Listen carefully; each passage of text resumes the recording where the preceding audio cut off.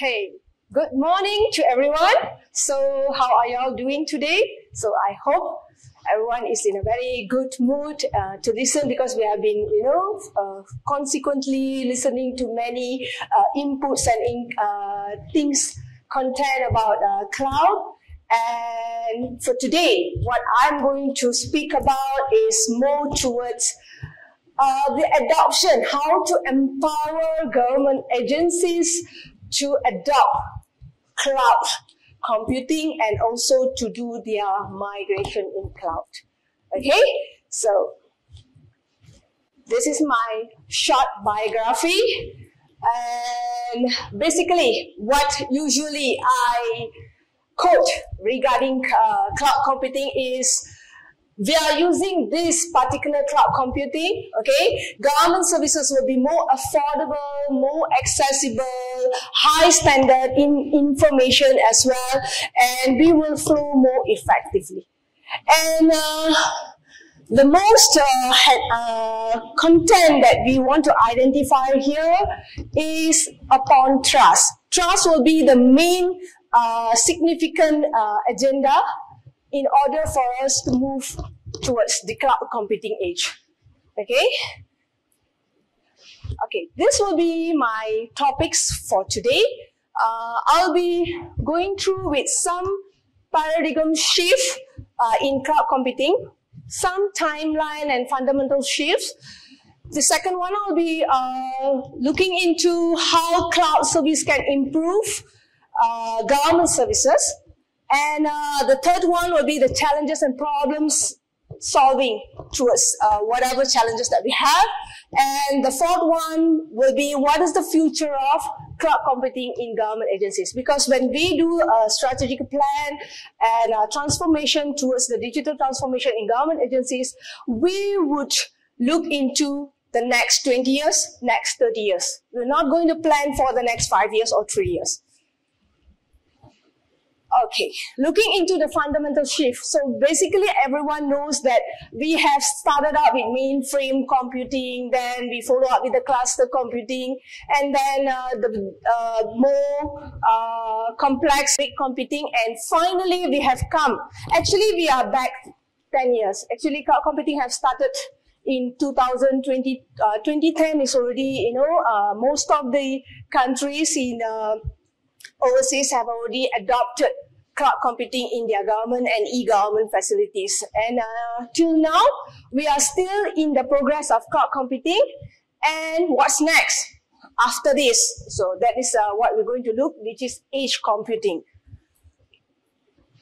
So this is a plan that we would like to look into, but basically this is an example what Microsoft have proposed. Okay, most of the service provider, they propose a dimension, and the dimension comprises within the same kind of pillars, which is we will look at migration and modernization, okay, and operational modernization and advanced modernization. Okay, this is the time frame that we can see, which is within 18 months, then we will follow up with from 6 to 18 months to 24 months, and then more than 24 months. That's how we will do. And finally, via this cloud computing, what we're going to look at is the innovation. What is the innovation? It's not just like I'm going to transfer my legacy traditional data center or server in a physical server farm, then I'm just going to migrate and I'm just going to constitute. What is the innovation over there? How much of effectiveness that you're going to perform? What is your return on investment, and what is the particular effectiveness in the service that you're going to provide to the citizens, and so on. So that is what we're going to look at. Okay, how does this cloud computing can improve government services? Obviously, everyone knows we will look at money. How much cost effective? How much we can reduce in our costing, budgeting, and so on. So we will look at how does this will associate with upgrading our legacy facilities. That is the first point. Okay, and the second one is Enhancing government responsiveness to citizens and business requirements. This is more towards when you look at during the pandemic. We actually learned a lot of lessons during the pandemic. Basically, when you look at government agencies in Malaysia, especially in the educational sector, when you look at it, we actually already have the platform of online learning. But to move to that, the pandemic taught us a good lesson. Okay?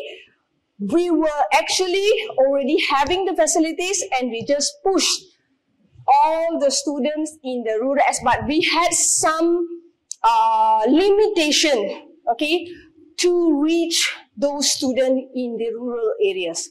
But however, from the effective committee in the government services, we have formed a 4-stars and we came up with the Dilemma project. And it was a very successful project till today, where students are performing their online classes, and we have already have the online contents of the textbooks and syllabus in the cloud especially, and students can actually now, we are trying to move towards that we don't carry textbooks anymore. It's so heavy. Okay, that is one of the things that actually cloud has actually give a good background and platform. Even you could see teachers. There are many teachers around in the ministries and in the school environment. They have actually make a very good effort in performing to be certified as a cloud teacher, Google teacher, okay, Apple teacher, because they want to get enhanced in the contents. Okay, that is basically what I could see. And then the third one is strengthening the public sector's capability for crisis response and recovery. That's what I mentioned just now. And the fourth one will be ensuring that human resource in the public sector keep with technology advancement. This is basically, we want to get more certified, skillful professional in the government services. Okay.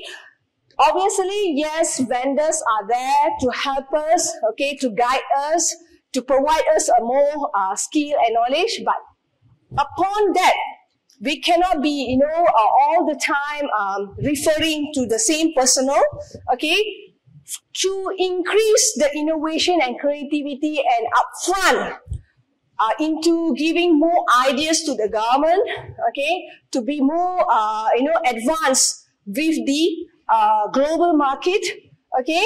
So therefore, we need to be upfront in our skill and knowledge. We have to get certified. We have to know, okay, if you're a Google, you're approaching to Google Cloud, so get certified. You have to be prone to get certified with a Google Administrator, Google Solution Architecture. Then you will know how to plan your particular agency's migration plan. Otherwise, you will get, you know, blurred, and you will be, you know, zero knowledge, and you will just follow what is being proposed. When people are proposing a solution design, you have to know where is there a loophole and where is there I need to do improvement in my agency. So to get this particular knowledge, you have to be getting knowledgeable, skillful, and certified. This is the basic thing. Okay, moving towards why. Why will all of us are talking about cloud computing? What is the specialty in cloud computing? Why I can't use other services? Because this is the scenario, this is the era. Okay, when we come to, you know, smartphone and mobile, right? So we are already moving. Everybody have, you know, wearable devices. Everybody have smartphones. So that is the trend that you have to follow. Technology. That those who are in the tech professional, we are in the digital transformation and digital era. We cannot quit that. No, I don't like to use mobile phone. I prefer to use 2G, or I just prefer to, you know, speak via the normal conventional phone. Okay, but you will be left out. Okay, so that's why cloud computing. First one is a measured service. What is measured service?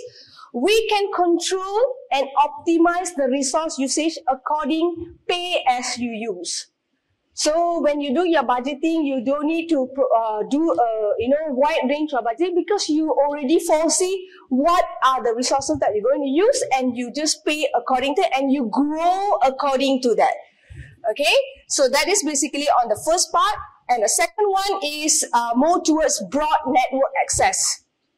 As what Mr. Meng have mentioned just now, we have to compete globally. We have to open wide internationally in order for us to enhance our services. Okay, so that is broad network access, okay, which is resources are virtually accessible via the internet regardless the location and device. That means you are in various geographical location and you go via mobile. Okay, so that is how it works. And the third one is on-demand self-service. That is basically what we will know, which is server and processing time and network storage are provided automatically as needed. For example, you are hosting an event. For example, usually these are the constraints that we will have in government services, especially on their portals.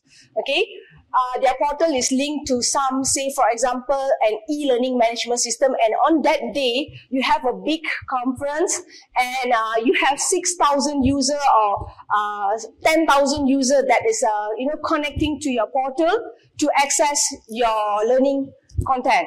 So that will hit into your CPU consumption, your RAM consumption, all this. So this is what we can increase autonomously in particular session when you are in the cloud computing services. Okay, and the last one is rapid elasticity. So resource can be proficient and to be scaled rapidly outward and inward with the demand that we have. So these are the essential characteristics in why we need to have cloud computing and the fundamental service model. There are many types of models that you can approach and get adopted using for your cloud adoption. And finally is the cloud computing models. So how does this cloud computing can improve government services? The first one, as I have mentioned just now, is about cloud computing. It reduces the cost. Okay. Secondly, it actually streamlines the operations and improves efficiency. And the third one will be more to improve agilities as well as allows public service to scale. Scale means we can grow. Okay, scale up. Okay, and the fourth one will be cloud improves resilience with better business continuity. This is what the most important part. Okay, business continuity is an approach in government services that whereby during the pandemic we are unable to access to our office, and we want to make sure that our services is on continuity mode. So therefore, we have to have a disaster recovery center, we have to have a disaster recovery DRP plan, CCP plan, ERP plan, and these plans actually work along with when we have a very appropriate cloud computing environment. So how do we change the way government leverages technology? Obviously, we want to drive innovation, firstly, and we want to have a faster service. Turn up is more, on the stop. You just, like now, we have improvised in our services, especially when we want to do our MyCard, we want to do our passport. The service is very efficient, very fast. You don't need to queue up in line and so long you have to wait. It's just within within an hour you can complete entire process. Okay, that is how we want to fasten up the service. And as far what has been mentioned by the earlier speaker, we want to go for green. Okay, greener, whereby we want to reduce the power consumption, we want to have a greener environment, and we want to reduce the pollution rate. Okay, this is what we will be talking about, the CapEx and OpEx. Okay, so most of the time we are very curious.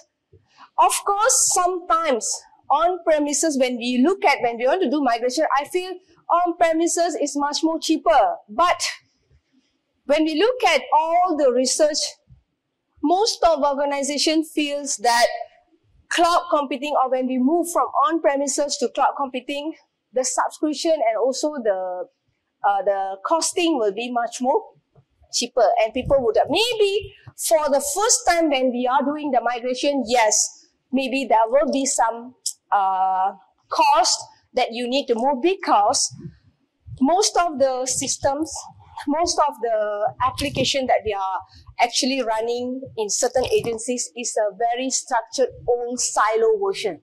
Okay, so when we want to move, we have to do a lot of data cleaning. We have to make sure that it actually engage with the current recent OS versions and so on. So this is what we need to look into, and maybe that part will increase in the costing part.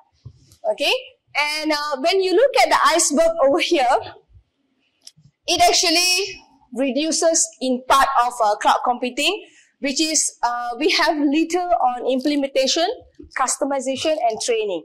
Even the training part also, we need to actually enhance ourselves in the post-implementation.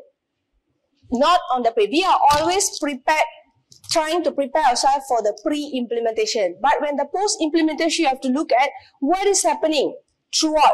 That means in that 3 years contract, or for example, 5 years contract, what is happening? So that training is very important in between. Okay? So this is the initiative that government have done, and we actually been proposed that by end of the year, into 2020, at least 80%, okay, of the government agencies need to, we are aiming to move to cloud. So this mission might be completed by end of the 2022, and we are already going toward that. What are the benefits when we are moving towards cloud? Okay, what are the benefits? First thing is reducing the carbon content in the environment, okay, which is we want to reduce the greenhouse gas percentage, and we could get a sustainability goal, okay. Each organization and agencies, we want to make sure that when we do a strategic plan, the goal is actually very smooth and sustainable. We don't want to create something that is not sustainable. Okay? And the third one is we want to have a very flexible service.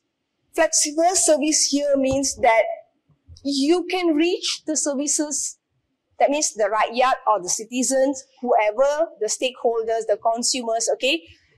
In our gateway of the government, e-government layer, we want to make sure that everything is very flexible for you to reach us. And the service is being provided in a smooth and flexible and on the go.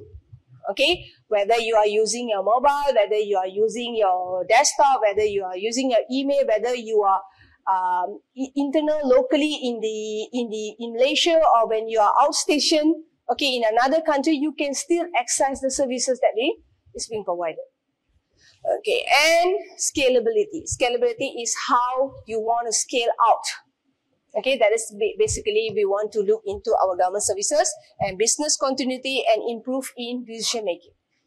Okay, when we look at decision making, the CIOs, the top leaders in the government plays a very important role, okay, in order for us to move to cloud computing. Because when we want to plan enterprise architecture, we will need the approach from the top to down and also bottom up. But the first part will come from the top to down. That is basically what we will do into. Okay, what are the challenges? So, of course, when we want to have moving all the legacy, traditional servers, networks, everything to cloud, it will actually give a lot of impact. Okay? Any kind of technology, for the first time, people will tend to be reluctant to use. But when come to technology, you have to enforce. You cannot say try to use. Nobody will use. Okay, even when you are using your mask, in the beginning, I think everyone get very suffocated with using the mask. But at the end of the day, you are enforced, you forced, and you do it. So that is basically what in IT professionals do. Okay, according to the SWOT analysis that I have done via several researchers, okay, what is the strength that we have in adopting the cloud in government services? First thing is regarding the cost, as what I have mentioned, flexible, expandability, energy saving, okay, and secure infrastructure. Okay, when we come to the word of secure, okay, because government agencies, we already have our private cloud in the Pusat Data Sektor Awam. But however, when we talk about something in public, is it secured? Okay, that is what about data sovereignty, where we have to have a policy and guideline and all those things, okay? And looking at the weakness, okay, post-training is required. So that's what I mentioned just now. When you have already implemented the cloud, you have to have a post-training. That means pre-training and post-training. Okay, and then high-speed internet requirement. This is what we mentioned just now. Without the internet, data center have no any work to do there. You just have a gajah putih, which is white elephant there. Okay, and difficult of integration with local softwares. Okay, this is one of the key point also. And then data transfer bottlenecks. So we will try to look into, we need to look into the bottlenecks during the data transfer. And then inability of providers to guarantee the location of data information. This is what I mentioned about data sovereignty. For example, we will not sure, like for example, I'm placing in Google Public Cloud. I'm not sure it's in which region, which country, which zoning. Okay, so we would like to know that. Basically, because that is our privacy issue and contents. That is the main issues that we will look into security. Looking at the opportunities. What is the opportunities that we're going to get when we want to have the cloud computing? First thing is pay as you grow. This is one of the opportunities. And standardized process. The process is very smooth and simultaneously it is running. And a high-tech work environment, high technology work environment, and adaptive to future needs and growth. Okay, and invent scalable storage. Storage is very important in cloud computing. Actually, we are moving to cloud actually because of storage. Okay, because it gives a huge number of storage. Okay, at present, there's many research being done on digital waste. What is digital waste? Sometimes when we come for, okay, for example, for this event, in one position, how many set of photos that you take? Then where are you going to post all this? Where are you going to push all this? It's all be on the, either your device or either in your drive and so on. So how often you do the cleaning? Actually, it's a digital waste. When you go back, you do a data cleaning, I think there's, how many meg, how many giga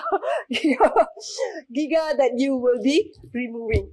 Because looking at the same photos, that is only one, I'm talking about photos, documents, videos. Okay, that is a kind of a digital waste that we are currently looking at how to solve digital waste and how to educate people to use digital content wisely. Okay, so that is main. And the threats. What is the threats? Threats, of course, we are concerned about level of data security. Okay, and hidden costs. This is one agenda that we want to look at. Hidden costs. Whether for backup, we have some hidden, because we have not spoke about backup. How are we going to do our backup? Are we going to use any software? What type of backup strategy that we're going to use when we're going to move to cloud and so on? So that is one. And problem solving and recovery. How, when you have already done the backup, how you want to do the restoring? So what kind of strategy? Is there any, how often you're going to engage with restoring and finding out whether what I have backup, that's what I'm going to get back. Within how many seconds I'm going to get back? What is my RTO? What is my RPO? So I'm going to look at that also. Okay, and then difficulty from migration from one to another platform. This is another concern. If I'm already moving to Google Cloud, then I want to move to Azure. So what is the migration plan that I'm going to look at? Okay, and then lack of specific standard regulation. So this standard regulation, we have to have a proper committee to come up with a standard regulation. What is the top 4 objections? So this is the top 4 objections when we want to move to public cloud. First is about the security and privacy. Second, lack of features. We want to look into many type of features. Okay, and data sovereignty. I guess I'm running out of time. I'll just move quite fast on this. And okay, before that, okay, this will be my proposal for cloud migration steps that can be considered in the government agencies. Okay, we need to build the business case for moving to the cloud, and then we need to highlight skill needed, which is we have to have more specialized skill, cloud readiness assessment, okay, and decide between the cloud vendors, which cloud vendors that you're going to choose, and you need to develop a roadmap, okay, and you need to get applications in the cloud ready, and finally you have to migrate your data, and testing is the most important part that you need to do. Okay, so that is basically on data migration. Okay, these are the 6 pillars that you can adopt, and I'm moving fast a bit. Okay, before that, this is the proposed cloud framework that I have done in my research. Okay, we will have cloud consumers, cloud providers, and cloud services. We have cloud project management office, and we will need to have citizen tier 2 beside SaaS, PaaS, and IaaS. This is from my research. And the government tier, this is the tier. And we will have the MSSP. MSSP is, before that, the cloud management security provider. Some of the cloud provider, they will not have a specialized cloud security managed provider. So some now have moving towards that, and they get engaged, attached together. Okay, so that is the demand right now. And then different type of cloud model. Okay, future is we are going to the trends of cloud computing aging. And these are the future trends. We are moving toward increase in storage capacity, enhanced performance of internet, and we are going to move toward Internet of Things and so on. So this is the improvement in cloud services. And in my conclusion, this is what I would like to say. The cloud itself is a technology, okay, that will last for many years, okay, and this is one of the core technologies that we can use to carry out a fundamental function in government services. Till then, thank you very much, and I hope you enjoyed my presentation. Thank you. Thank you. Thank you very much, Dr. Sheila Mahalingam, for the excellent breakdown of the entire topic.